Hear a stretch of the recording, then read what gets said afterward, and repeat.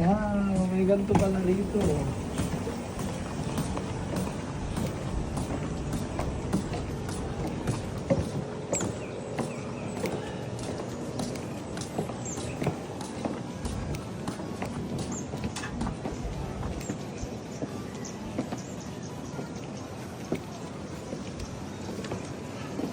Hindi na kumakalog eh, no?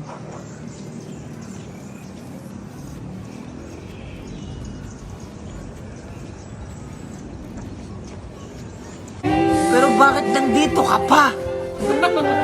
Pinatay mo yung puso ko. Pagkatapos, paparamdam ka ulit?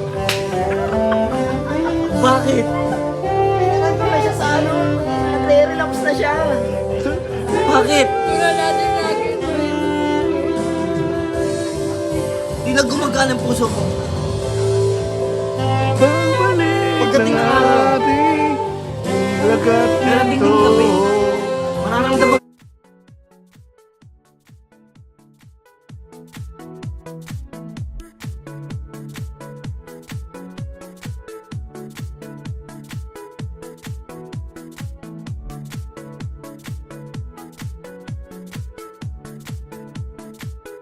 Ang stay! Ako!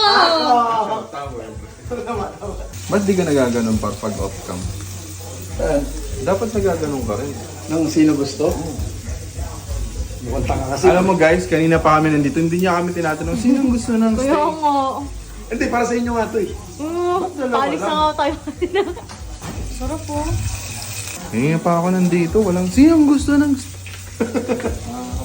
Tanga, scripted lang yun. Sino lang ba yun? Oo. Wala ko ganun talaga sa totoong buhay. Pero mabait siya sa personal guys, Kuya Dudut. Siya po ay isang cast ng isang... Kuya Toto. Di ba walang T yun? Kuya Dudu lang. Oh my God, sana ito pa. Silent T yun, Kuya Dudu. Sarap naman yan, Kuya Dudu. Mag-asawa kayo si Raul. Parang ganyan naman pa talaga yung luto ng steak. May oil ka na, may butter ka pa. Ha? Hindi mo na binalatan yung bawang? Parang kami yung mga nagko-comment sa Facebook eh. Hindi ka ba naawa dun sa Bicol Express? May Bicol Express ka na, magluto ka pa ng steak. Hindi, sa kapitbayan. Ah, sa kapitbayan? Pakiluto. Ah. Pakiluto lang. Magluto ka. Bicol Express mas masarap yun kaysa dyan. Walang lasa yan. Ito. Di ba? Oo. Ay, yan yung papakain mo lang sa akin. Ano mo kaya kag mo lang? Ba't mo akong lumutusan? Talaga? Oo!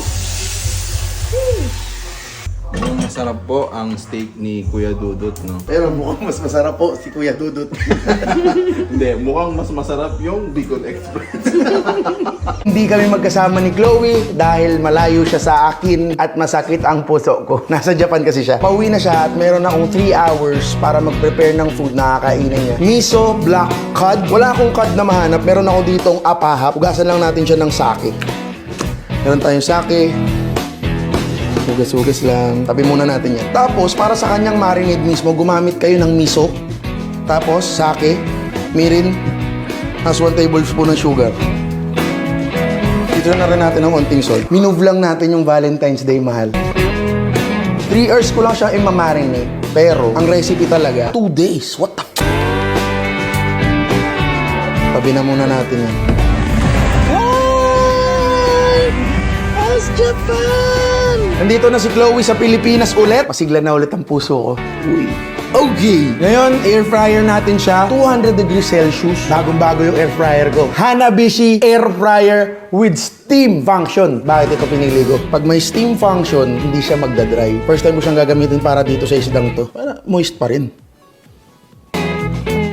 Tsaka maganda, yung drip tray niya malayo sa mismong sahig, kaya nakaka-circulate yung hangin hanggang sa ilalim ng isda. Temperature natin ay 200 degrees Celsius. Try natin muna ng 15 minutes. Hindi ko nababawasan yung mga marinade para mas mag-caramelize siya kasama ng isda.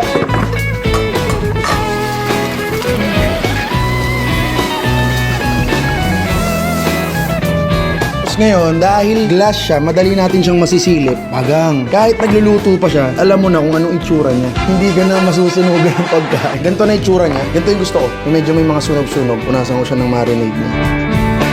Dagdagan natin siya ng another 5 minutes. Gutom na ang aking kadate. At 1 minute remaining. Boom! After 20 minutes, ganyan ang kinalabasan.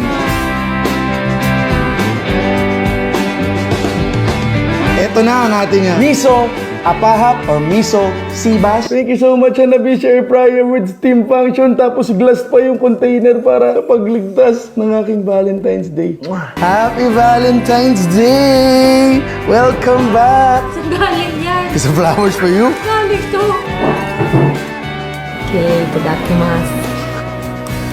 Happy Valentine's love. Thank you so much. Wow, Toki Banana. Yes, fresh from Japan. Ako din. Happy Valentine's Day. Gusto mo? Sarap eh. Pero ang star talaga nito, hindi yung isda eh. Yung Hanabishi Air Fryer with steam function. Wow. Try nyo din tong recipe na to sa mga kahit anong isda. Madali lang gawin pero ang lakas ng dating. Thank you, Hanab. Grabe tong si Dodo to, yung kasama ni Kong. Kasama niya si Jillian Ward sa TV ngayon, tsaka si Mikey Quintos. Ang gwapo niya sa TV, grabe. Ay, ako pala yun. Ang pagkakataon na to na nasa GMA tayo, pasabog ang guest natin today. Ang malakasan. Oo! Isa sa mga pinagmamalaking household names ng GMA Network. Wow! Sexy curve. Siya yung bagong kinagigiliwang palangga ng prime time. Kilala ko na! Kilala mo na! Pati po nga sa tayo pakilala na natin. Ay, tara na! Kanta muna tayo, chef. Bukas naman pala, ano ba?